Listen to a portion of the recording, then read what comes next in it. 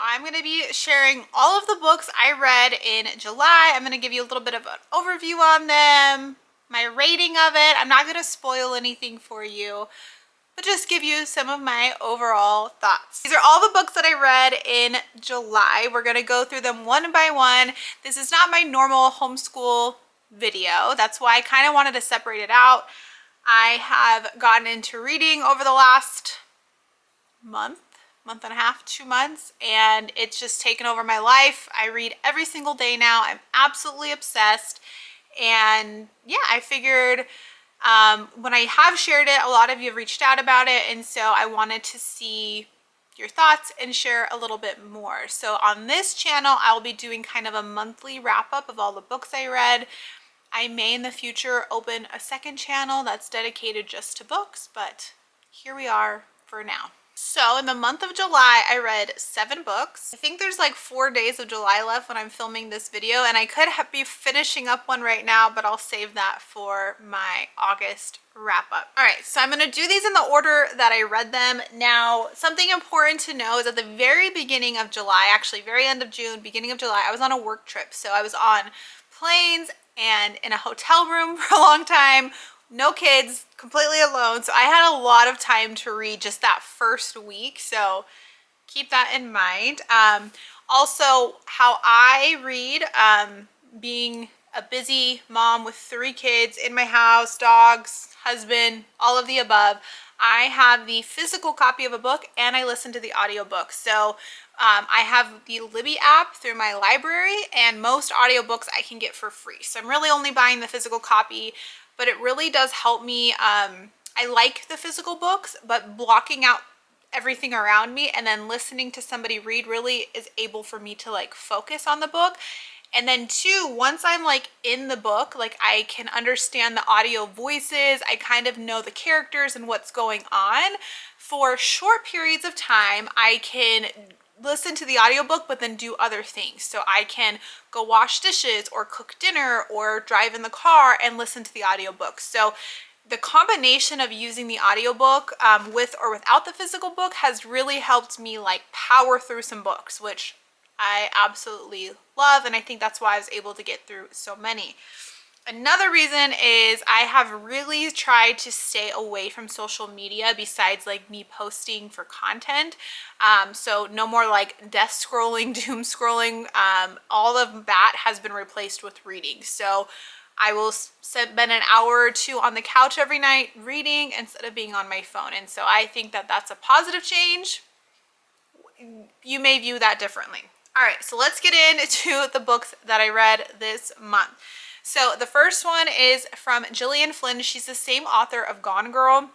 I haven't read Gone Girl yet. I've obviously seen the movie, but I haven't read that book. But this is Sharp Objects, and this is about a reporter, Camille, who has just had a kind of a traumatic, rough life, and she's working at a newspaper in a big city, Chicago, and her, I don't know, I want to say her boss, I don't know what they're called, but her boss or editor, I think that's the right term, tells her that there's been a murder in her hometown where she's from. And this could be like a big break for this newspaper if like they're the first reporters out there. And because she's from that hometown, he thinks that she's going to be able to get like more details on it. So she goes back to this hometown, and there's a murder that happened, and then there's another missing person, and they're both like teenage girls. So she travels back, and through the book you are just kind of going through these, you know, motions with her. She's not the most mentally all there character. She's very traumatic. There's a lot of things that have gone on, that are going on. She's not very reliable. You don't really understand some of the things that are going on in the book. There are a lot of characters, and so that was one of the hardest things for me in this book, because there's characters in present day, there's characters from when she was a teenage girl growing up in that town, and you're introduced to so many of them, and you're really like, okay, well, who's important? Like, who do I need to pay attention to? And some of the characters that they made seem like important, like weren't, like once you get to the end. So that was one of the hardest parts of me for me, were all the different characters, all the different names, because it's like her friends as an adult, the characters as an adult, her friends as a teenager, and then she has a sister who's a teenager in present day, and all her friends. And I'm just like, this book's not that big. There was a lot of characters in this book. Very dark, very twisted, pretty cool ending. And also there's an adaptation on HBO. And so because I was kind of having a hard time with some of the characters and like keeping it all together, I watched, after I was like halfway through the book, I watched the first episode or two, and it really helped me like mentally like figure these characters out and everything. And then I finished reading the book, and then I finished the show. The show's pretty good, but if you didn't read the book, you would have had no idea what's going on in the show, is kind of how I felt. So this one I rated, I don't even know if I said it. It's like a suspenseful psychological thriller, I guess. There are some twists and turns. I gave this 4 stars. By the way, any book that I recommend, you should do your own research and look up like trigger warnings and stuff. The books I read are not like butterflies and rainbows, so just keep that in mind as well. If you're sensitive to certain topics, you may want to look those up before you read them. The next book that I read was The Housemaid by Frida McFadden. This is just like a super popular book, a psychological suspense type book that I'd seen everywhere, and I'm like, all right, let's read it. Oh my gosh, I really liked this book. It was a little bit bigger than I think most thrillers. It's over 300 pages, but it was a really fast, easy, quick read. I loved the characters. It's easy to follow what's going on. You're just like suspicious of a character, and then you're like, wait, what? And so it was a really fun read. It's a really interesting story, the way just that it ends up, what ends up happening towards the end. And then there's a sequel to the book, and that's really interesting, like how a sequel's, and I haven't read that one yet, but it's very interesting. Again, I love the characters. You're very invested emotionally. You know, you kind of, it's psychological, it's a suspense, so it's a really fun one. It's about our main character, Millie, and you're hearing the story from her eyes. She is looking for a job. She's down on luck. She's had some things go on in her life where she's living out of her car, and she's pretty desperate for a job. And so she finds an ad for this family, the Winchesters, who are looking for a housemaid, nanny, someone to just kind of clean up and take care of the house. They have a kid, but that's not really like the main job. It's more of just kind of upkeeping the house and whatever the wife of the Winchesters, whatever she kind of needs. So it opens up right away. They're in the interview, and too perfect, right? Like the Winchesters are extremely wealthy. The house is so beautiful. And, you know, she's like, the main character, Millie, doesn't feel like she belongs there. She's like, I'm not going to get this job. Well, a few weeks later, she ends up getting the job. And so she ends up moving in with them. And again, she's very desperate. She's living in her car. And so even if there are some like weird red flags right away, she's like, has really no other choice. So she moves in and she starts working for this family. And you just see how horrible the wife, Nina Winchester, is, how she just is as a person, how she treats Millie as an employee, how she treats her husband. And so you start, you know, see our main character really feel for this husband and everything that he's going through. And you just are like, why is he with her? And then where Millie, the housemaid, lives is in, I want to say like in like the 3rd floor, which is like separate from all the other floors. It's like a small bedroom, but there's only a lock on the outside of the door. And so that kind of freaks her out in the beginning. Like, why is there a lock on the door? And, you know, it's just like it was a storage closet or something. So anyways, that's all I'm going to tell you about the story. It's a psychological suspense thriller. There's twists and turns. It's a very interesting book. I love how the end of the book is written, and I can't wait to read the second one. I want to say I rated this one 5 stars. I really liked this book. next book is A Flicker in the Dark. This is by Stacey Willingham. I had read her other book, All the Dangerous Things, last month. And so then I read this one. This is also another thriller, right? I don't know. I'm just going to say they're all thrillers. I know there's like more specific genres, but it's a suspenseful thriller. You're following the main character, Chloe Davis. She is a psychologist. She's about to get married. She was the daughter of a murderer from her hometown. So her father is in prison for murdering 6 teenage girls, 20 years ago or whatever. She still kind of is dealing with that because, it's probably not an easy thing if your dad murders teenage girls. And she was like a younger teenager, she knew these girls or some of them. And so now, her being a psychologist, she helps troubled girls, and one of the girls she helps goes missing. And this is right around the anniversary, the 20th anniversary of when her father was arrested. And so you're just kind of figuring out like what's going on, like is it related, is it not related? She's kind of a hot mess, our main character, and so it's just like whatever, like what's going on. You're suspicious of everyone. Every character in this book is like, you're like, oh, it just like raises suspicion immediately, and then you meet a new character and you're like, no. The ending was good. Very, very good, fun, interesting read.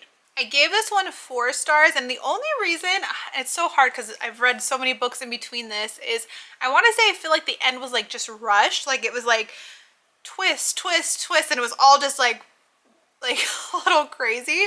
And so I think maybe the only reason is because maybe I just wanted more. I don't know, but it's a really fun, good thriller book. Then, for some reason, I decided I had to read The Fourth Wing. This is not a thriller. It's a fantasy romance, which never in my wildest dreams did I think I would be reading a fantasy romance. But I am guilty of wanting what everyone says is amazing, and this book is everywhere. If you look at anything with books right now, this book is all over the place. Everyone loves it, and I'm like, well, I have to try it because that's how I am. This is a fantasy book. It's set in a war college where once you reach a certain age, you go to this war college, and there's different parts of the war college. There's the writer's quadrant area. I'm trying not to make this sound crazy and fantasy because it's totally not me, but I'm trying. And so you're following the main character, Violet, who has trained her whole life to be something called a scribe, which is pretty much like working in the library at this college, at this war college.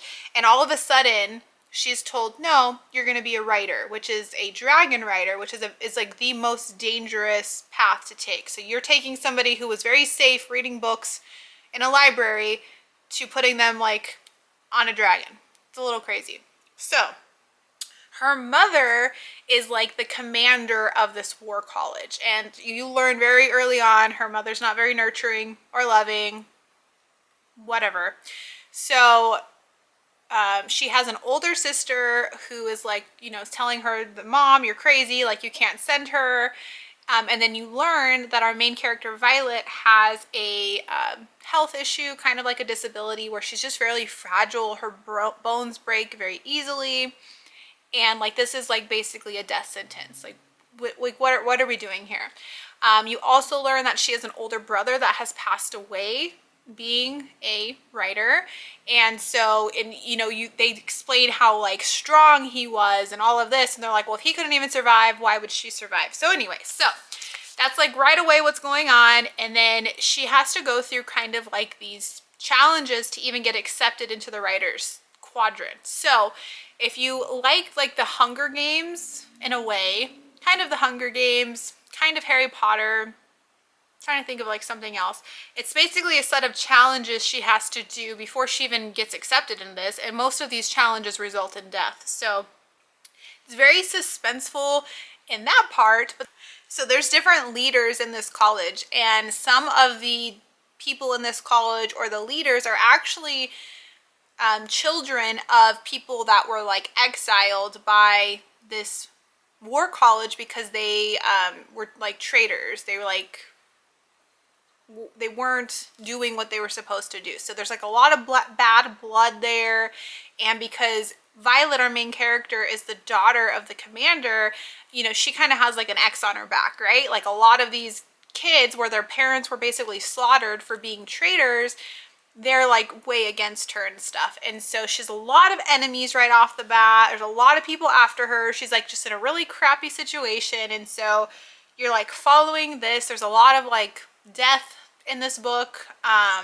But then there's romance, and oh my God, is the romance like amazing. Like, it's not a super heavy fantasy book. There is like kind of that world building stuff you hear of and magic elements, but honestly, if it's an easy read compared to some other fantasy books. I have compared it to like, yeah, kind of Harry Potter, Hunger Games, but like more adult, not as like childish. And then there's like a love triangle, kind of like Twilight. Those are my comparisons. So if you're like me and you like any of those movies or books, you're gonna love this. Like, absolutely love it. So that was like a really hard way to explain this book. But on all of that, this has been my favorite read. I was actually like depressed after ending it. Like, I had like the last like 50 pages to read and I just wouldn't do it because I didn't want the book to end. And the last 50 pages are freaking insane. Like, so much happens. It's so crazy. It ends on a cliffhanger. There is a second book coming out in November. The moment I finished it, I wanted to read it again. And I just had to tell myself, like, calm down. You don't need to just reread it again. But I probably will reread it at the end of September before the second one comes out.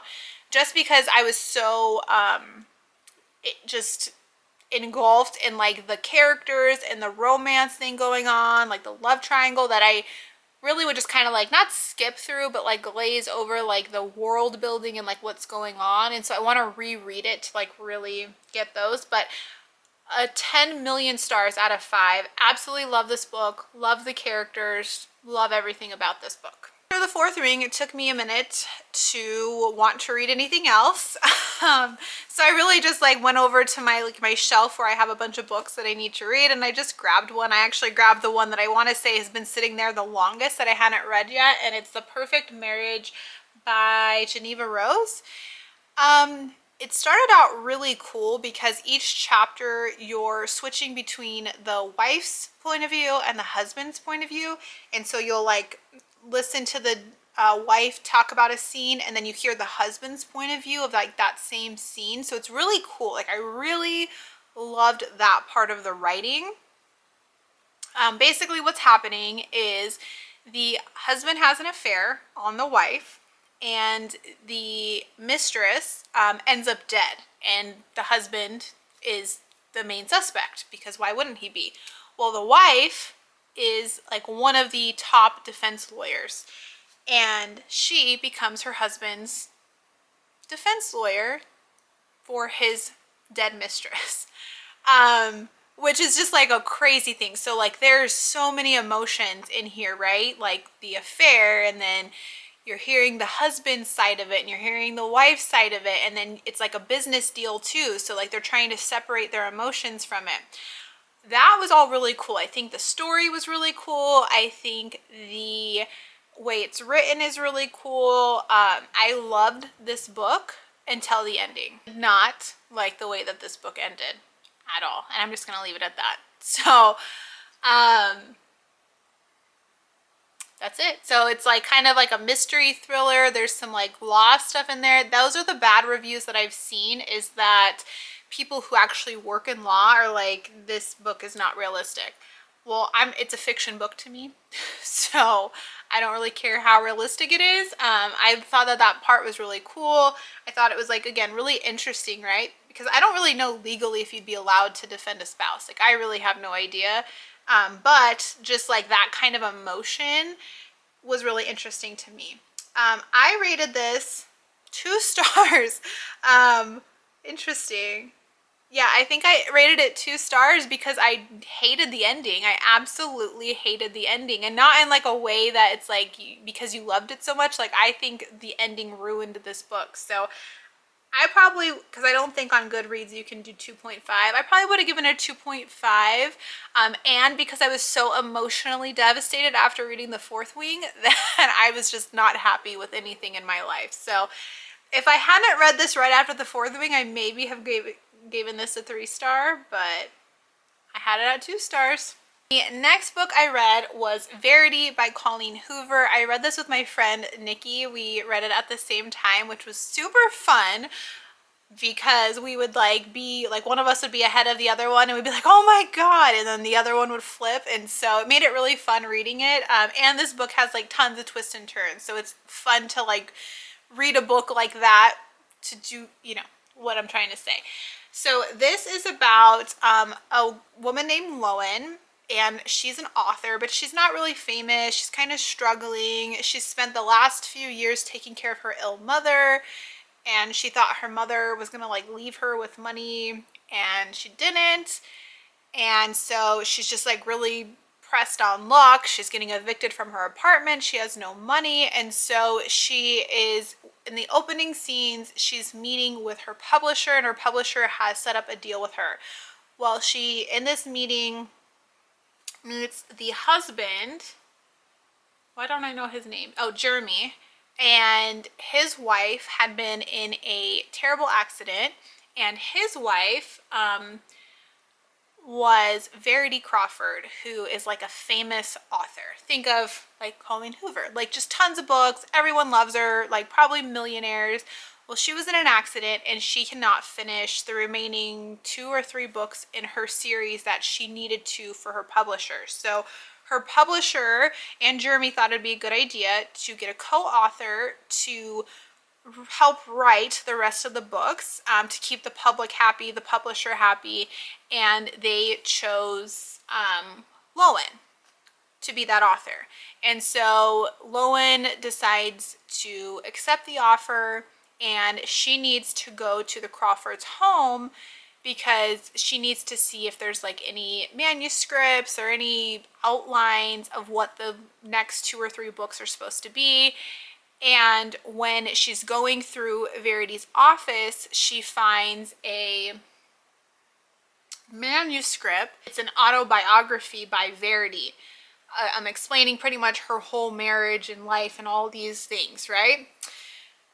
So this book has some hard things to read through. There's some stuff I'm just like, I was like, I had to put it down and just kind of breathe through my head a little bit. There's some like just tough topics to read. There's a lot of like, I don't want to say like smut romance, but a lot of like sexual talk and just very kind of vulgar, not vulgar, but like just like a lot, like just a lot. So if you're not into that, it's all in this book, but it's not like, I don't know. I don't know how to explain it. It's not like a good thing. Like you're not like swooning over it.